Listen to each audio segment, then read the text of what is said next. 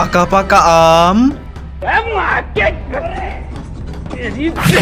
আরে বাহ, আমি তো মুক্ত হয়ে গেছি। আরে ভাই, এটা আবার কে?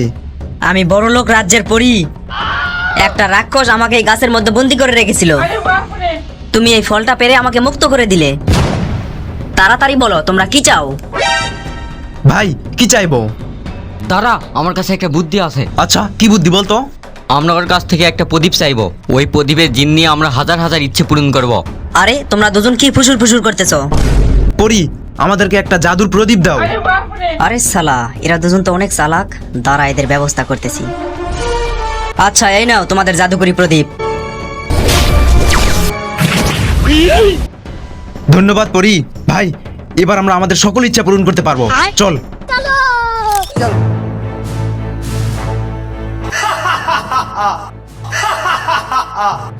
আরে জিনি, তুমি আমাদের 1000টি ইচ্ছে দাও। সালা, তোকে আমি 1000টা ইচ্ছে দেবো না, তোকে আমি 1000টা জুতো মারবো। কেন কেন? সালা, আমি গোলামি করার জিন নয়, মানুষকেই গোলাম বানানোর জিন।